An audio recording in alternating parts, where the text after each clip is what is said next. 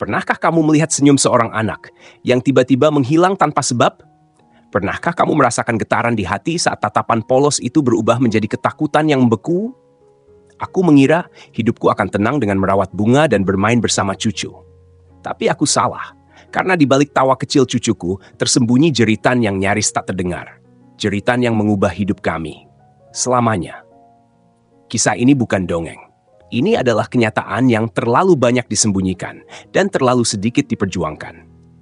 Tonton kisah ini sampai akhir, karena mungkin ini bukan hanya cerita tentang aku dan cucuku, tapi juga tentangmu, tentang anak-anak di sekitarmu, dan tentang keberanian yang kita butuhkan untuk mengatakan, cukup sudah. Jangan lupa subscribe ke Cahaya Usia Tua, karena di sini setiap kisah adalah cahaya yang bisa menyelamatkan jiwa yang hampir padam. Namaku Bu Lestari, usia 62 tahun. Sebagai seorang ibu dan nenek, aku pikir aku sudah melewati semua badai kehidupan.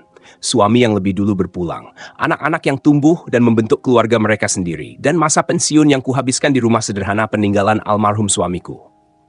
Tapi siapa sangka, justru di masa tua ini, aku akan menyaksikan kenyataan yang paling menghancurkan. Semuanya bermula saat anak perempuanku, Fitri, mengajakku tinggal bersamanya selama 2 minggu karena ia dan suaminya harus dinas keluar kota. Mereka meminta tolong agar aku menjaga 2 cucuku.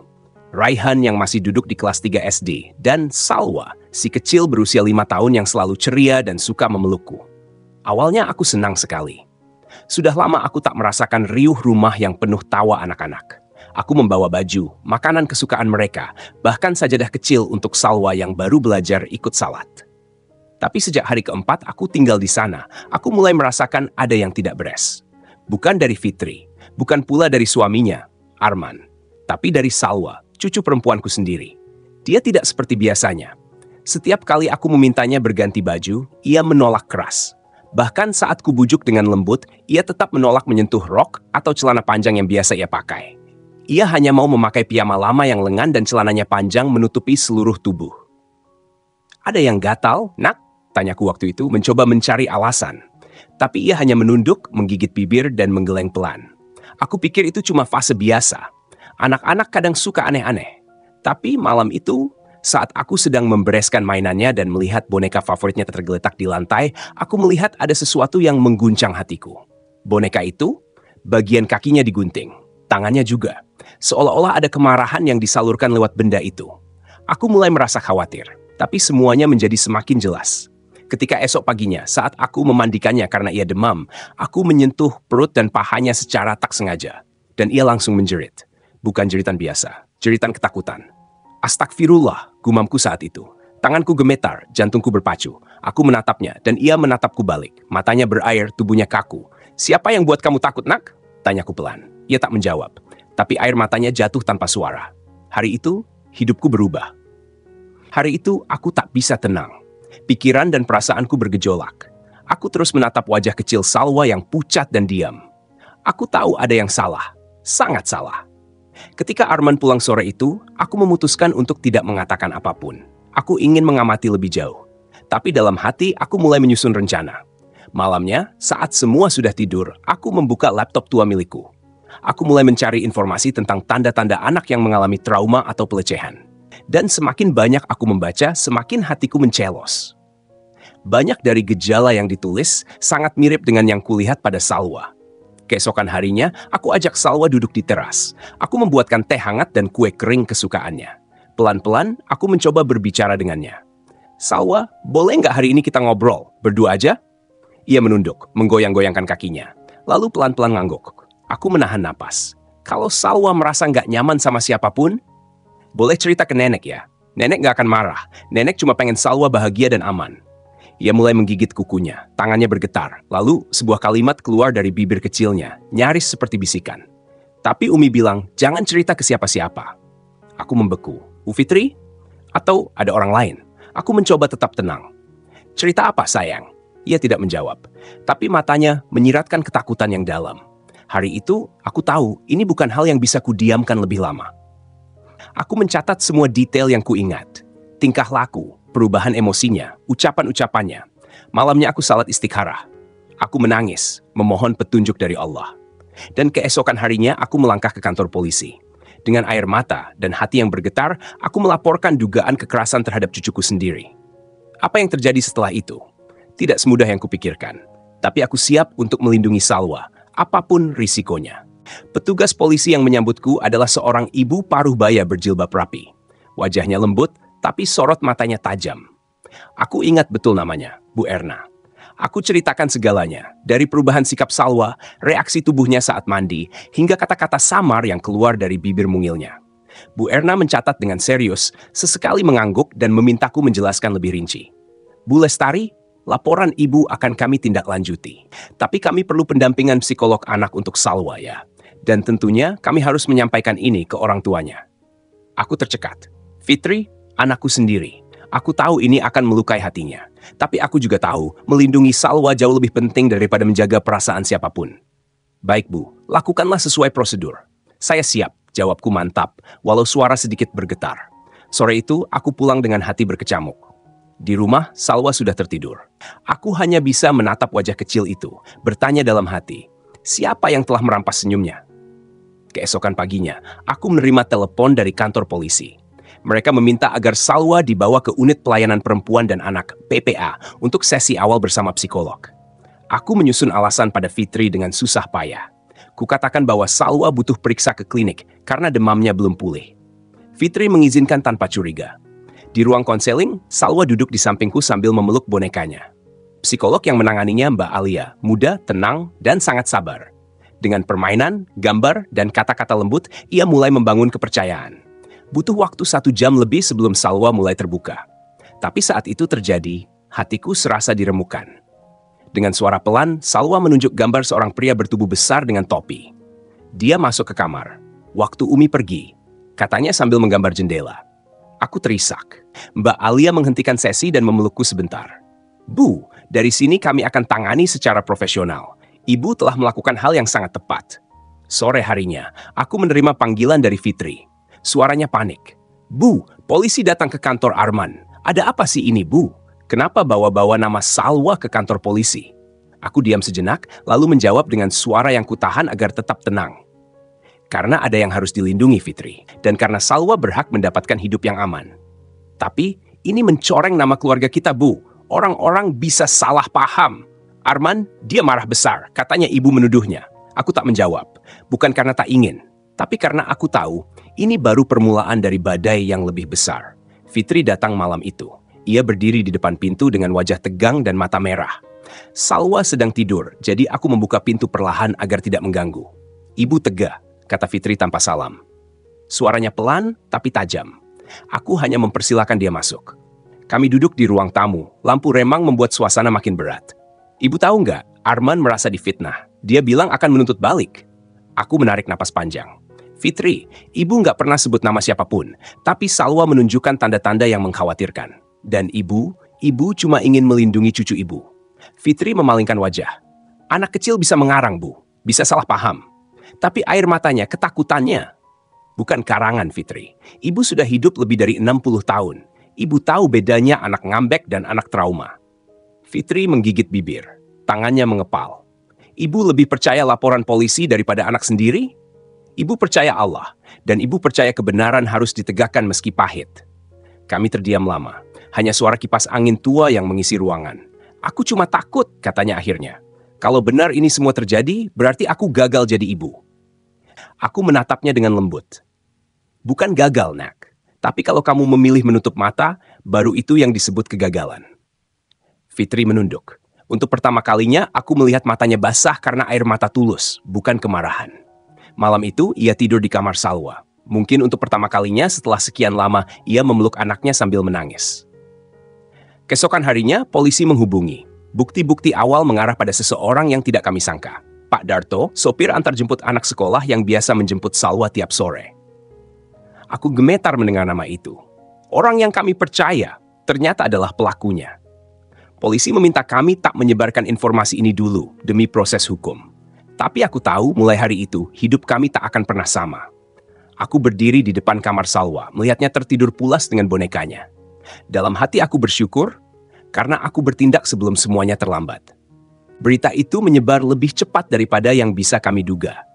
Entah dari mana, kabar soal penyelidikan polisi terhadap sopir antar jemput anak-anak di kompleks kami mulai terdengar.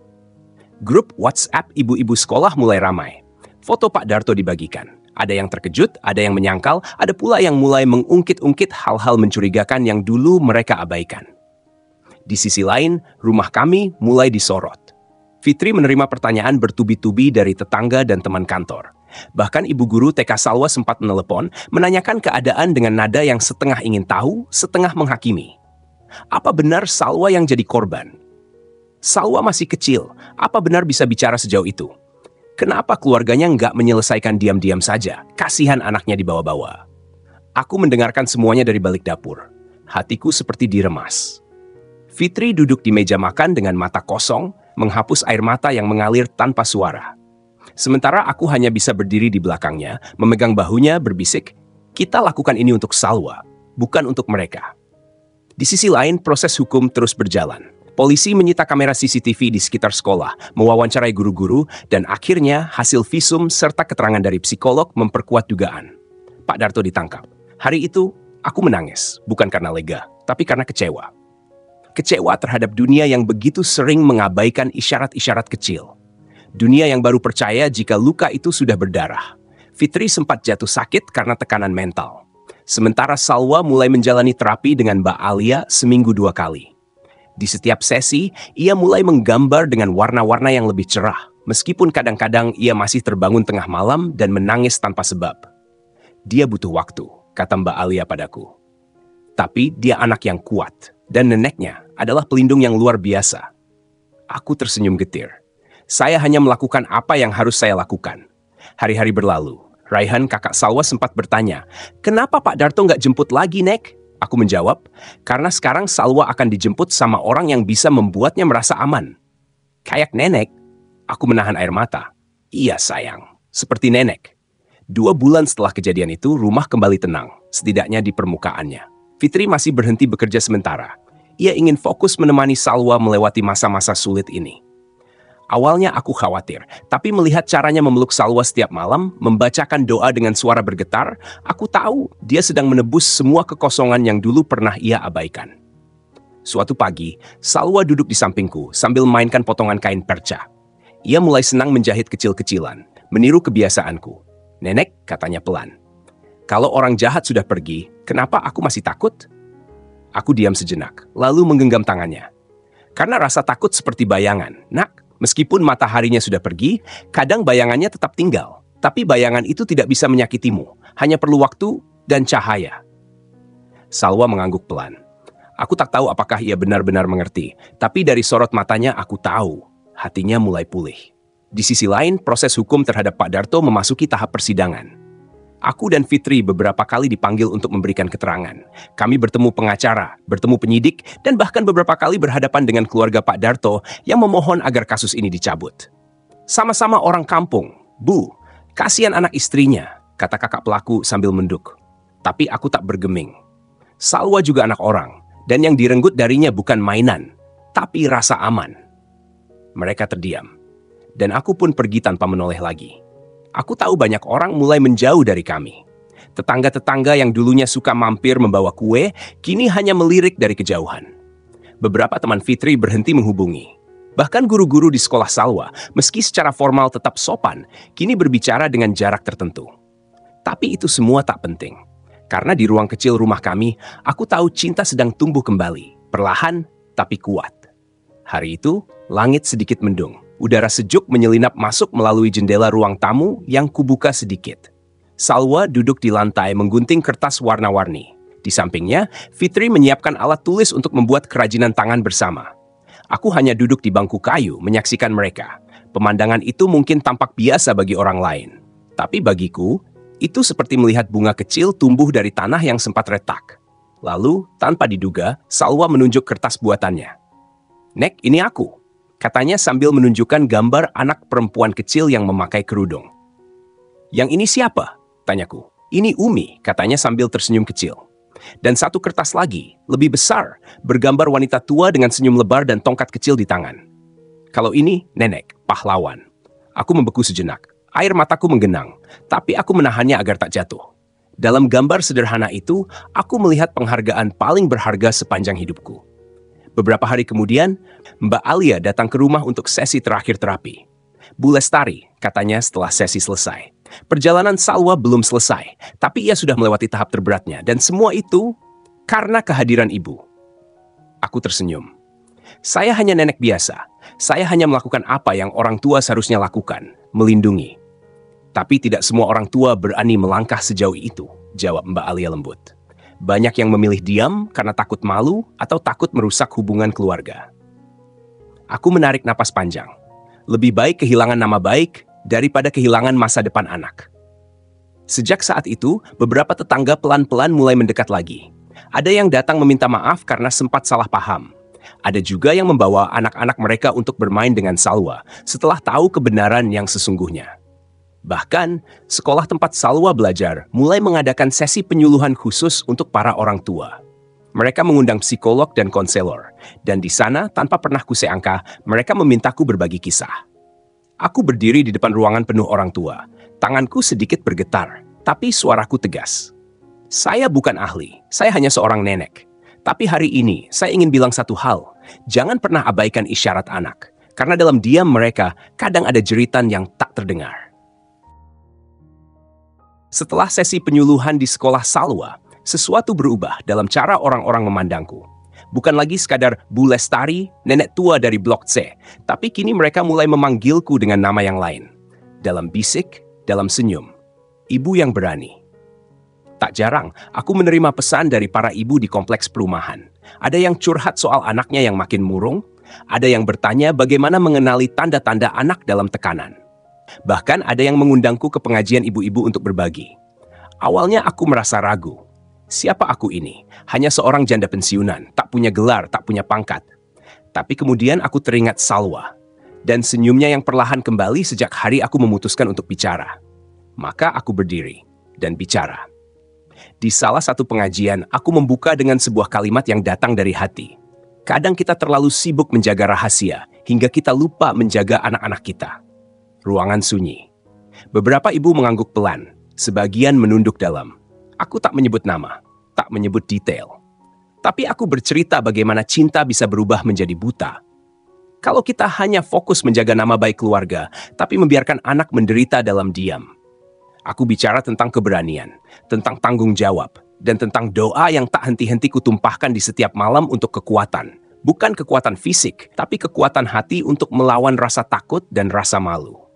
Sejak saat itu, rumahku tak lagi sepi.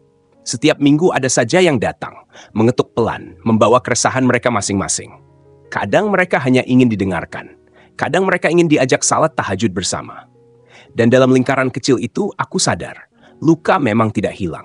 Tapi jika kita berbagi, jika kita saling rangkul, luka itu bisa berubah menjadi sumber kekuatan. Salwa kini sudah kembali sekolah seperti biasa. Ia mulai lebih ceria, lebih aktif, dan lebih percaya diri. Suatu hari, ia menggambar sebuah rumah kecil. Di depan rumah itu ada 3 orang, aku, Fitri, dan dirinya. Di atas rumah tertulis satu kata, aman. Aku mengecup keningnya. Iya, sayang, ini rumah yang aman, dan akan selalu begitu. Musim hujan mulai datang. Aku duduk di beranda rumah dengan secangkir teh hangat di tangan, menyaksikan tetesan hujan yang jatuh perlahan di atas genteng. Udara lembab membawa aroma tanah basah, aroma yang entah kenapa membuatku tenang. Dari dalam rumah terdengar suara tawa Salwa dan Raihan bermain ular tangga bersama Fitri. Suara yang dulu nyaris hilang, kini kembali hidup. Bukan karena kami lupa akan luka yang pernah terjadi, tapi karena kami belajar hidup berdampingan dengannya, dengan kekuatan baru. Keesokan harinya, aku menerima undangan dari kelurahan. Mereka mengadakan seminar keluarga bertema Anak Aman, Bangsa Kuat, dan mereka memintaku menjadi pembicara tamu. Aku menolak dengan sopan pada awalnya. Tapi kepala kelurahan bersikeras, Bu Lestari, kisah ibu telah menyadarkan banyak orang. Kalau bukan ibu yang bicara, siapa lagi? Akhirnya aku setuju. Dan hari itu di depan puluhan pasangan muda dan para tokoh masyarakat, aku berdiri dengan kerudung putih sederhana dan tangan yang tak lagi gemetar. Saya pernah berpikir bahwa di usia tua, tugas saya hanya duduk di rumah, menunggu cucu pulang sekolah dan menyiapkan makanan. Tapi ternyata, Allah memberi saya tugas lain. Tugas untuk menjaga cahaya kecil yang hampir padam dan menyalakannya kembali. Ruangan hening. Beberapa ibu tampak mengusap mata. Seorang bapak di baris depan mengangguk pelan. Saya bukan siapa-siapa, tapi saya percaya, jika satu orang dewasa saja berani berdiri untuk satu anak, maka dunia anak itu bisa berubah selamanya. Setelah acara selesai, seorang perempuan muda mendekat. Tangannya gemetar saat menggenggam tanganku. Bu, saya juga mengalami hal seperti itu waktu kecil. Tapi tak ada yang percaya pada saya. Hari ini saya merasa suara saya akhirnya didengar meski terlambat. Aku memeluknya. Lama. Karena aku tahu luka seperti itu tak mengenal waktu. Dan setiap kali ada satu suara yang bangkit, maka satu jiwa telah menemukan jalannya kembali. Malamnya, Salwa memelukku sebelum tidur. Nek, bisiknya, kalau aku besar nanti, aku juga mau jadi seperti nenek. Aku tersenyum, mencium keningnya. Kalau kamu besar nanti, jadilah cahaya bagi siapapun yang gelap, karena kamu sudah tahu rasanya berjalan dalam gelap. Tahun itu berlalu dengan pelan tapi pasti. Salwa tumbuh menjadi gadis kecil yang kuat dan penuh kasih. Ia mulai menulis cerita di buku hariannya, menggambar tokoh-tokoh pahlawan perempuan, dan setiap kali diminta presentasi di sekolah, ia selalu memilih tema tentang keberanian dan melindungi yang lemah. Fitri, anakku pun berubah. Ia tak lagi terjebak dalam bayang-bayang rasa malu atau rasa bersalah. Ia menghadiri kelas parenting, mengikuti komunitas ibu peduli anak, bahkan pernah menulis sebuah artikel berjudul, "Saya ibu yang pernah diam, tapi kini saya bicara."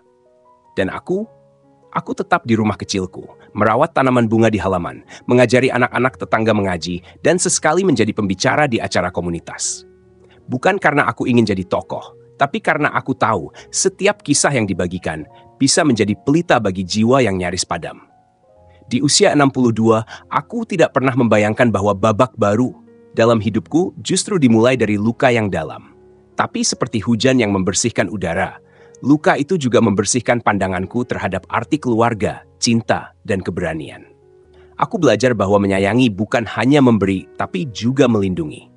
Dan bahwa diam seringkali adalah bentuk pengkhianatan terhadap anak-anak yang menggantungkan hidupnya pada pelukan kita.